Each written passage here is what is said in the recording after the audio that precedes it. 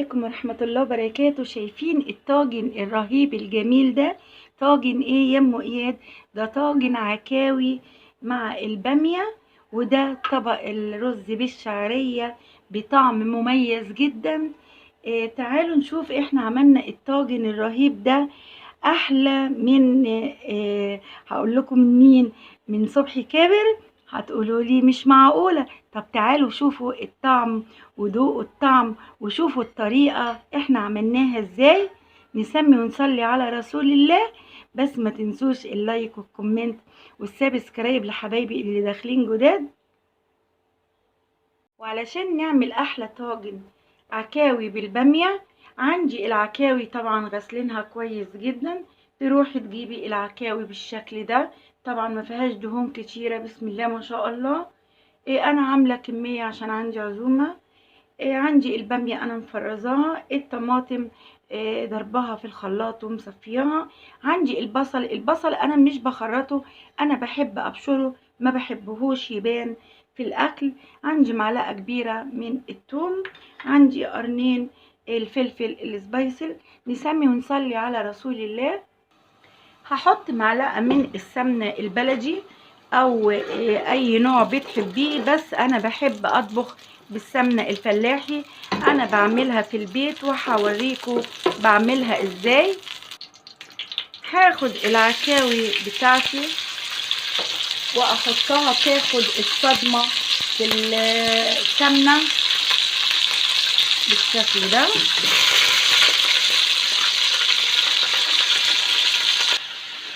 تاخد الصدمة وبعدين نعملها، شايفين بتغير اللون، واعملها بالشكل ده كده، اقلبها على الوش التاني. طبعا في ناس بتحب تسلقها، انا ما بحبش اسلقها. انا عايزة طعم اللحمة تديني الفايدة بتاعتها في الطاجن بتاعي. فلو احنا عملناها بالشوربة، كل الطعم بتاع العكاوي بتنزل في الشوربة. ولو عملتي الشوربة حطيتيها على الطماطم او على البامية، بتخلي اللون بتاعها يبيض، ما بيديكيش الحمار المطلوب الا اذا حطينا الصلصة. وانا ما بحبش اجيب الصلصة في الخضار خصوصا. بالشكل ده شايفين اتشوحت جميلة جدا.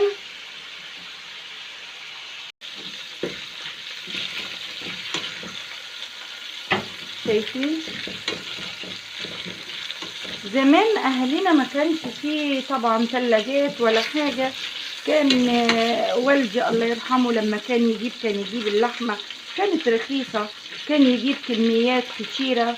وعشان ما كانش فيه الثلاجة، كانت والدتي الله يرحمها كانت تشوحها بالسمنة كده وتحط عليها الملح والفلفل الاسود وتشيلها في قلب الحلة وتغطيها، تقعد اسبوع بحاله تاخد منه وتطبخ منه. واحنا كنا ناخد من وراها اللحمة ناكلها.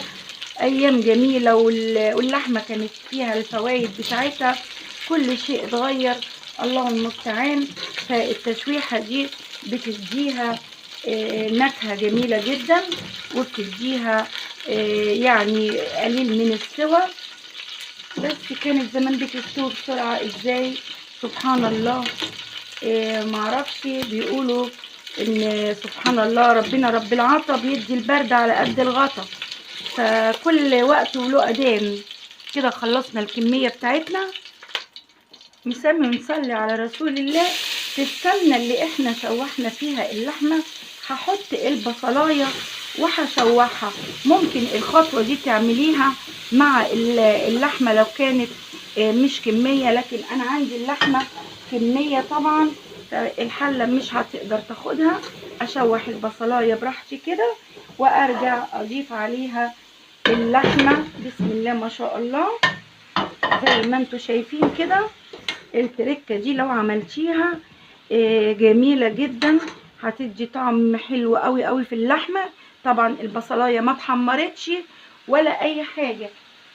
هاجي اضيف عليها قطعة من الثوم كمان، مش معلقة الثوم، قطعة بس منها، واقلب تاخد التشويحة.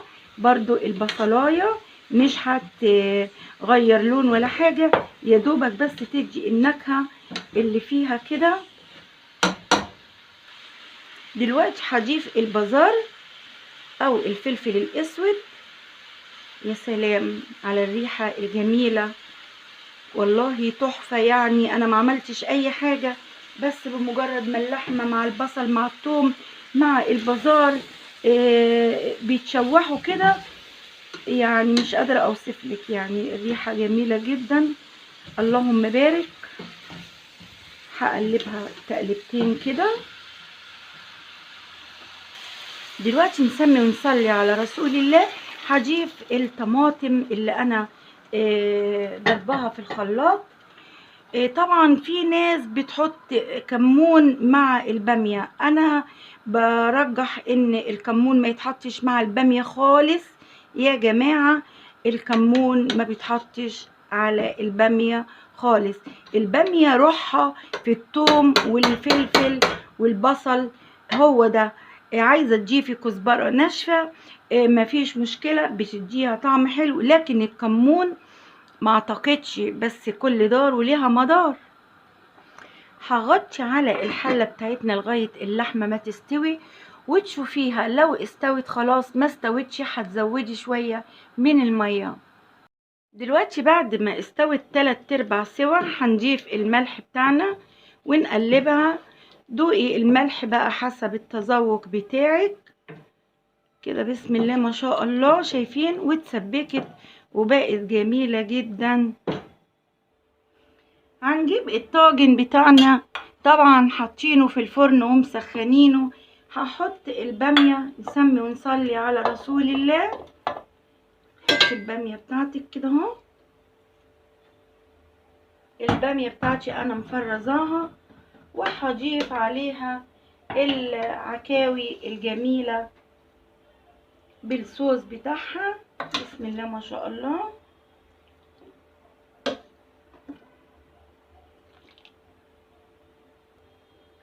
زي ما انتوا شايفين كده.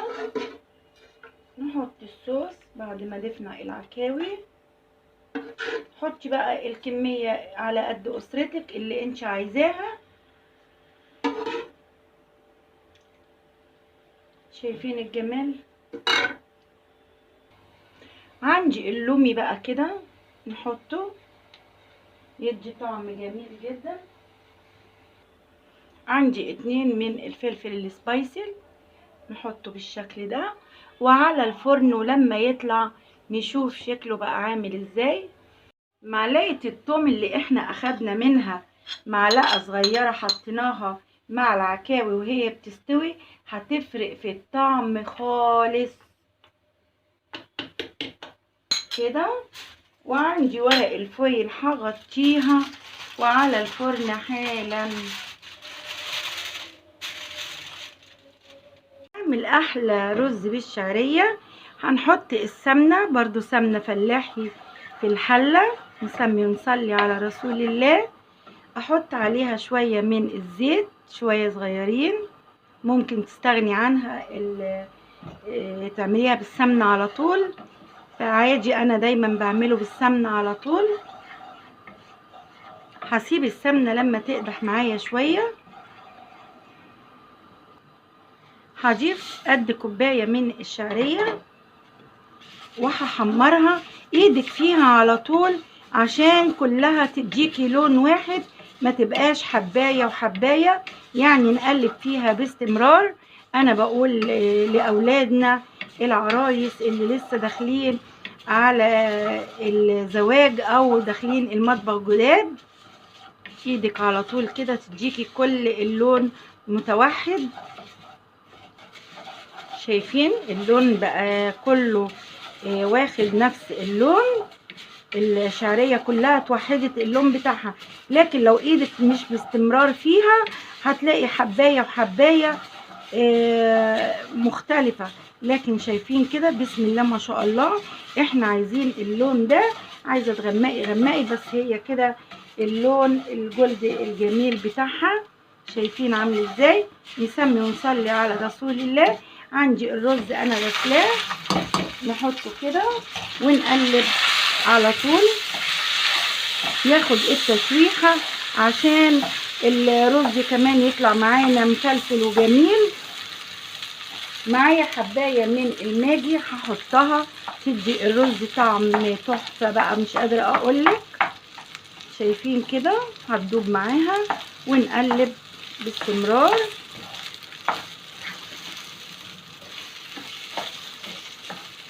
الماجي عاطية للرز ريحة جميلة قوي، وهتخلي طعم الرز طعم مميز جدا مع الطاجن الجميل اللي احنا عاملينه.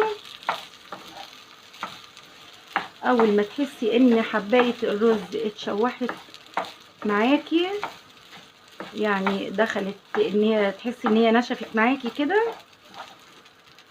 بصوا بقى انا ما بحطش الميه مغليه زي ما بيقولوا، لا انا بحط الميه سواء مغليه سواء بارده، فعادي معايا ما بتفرقش، ولا الرز بيعجن ولا اي حاجه.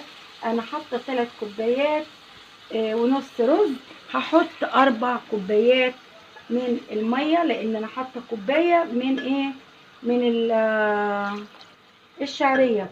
وعموما لو مش هتعايري تعملي الرز بتاعك يطلع قد عقله كده اهو الميه، انا مش بعايرها لكن انا بعايرها قدامكم.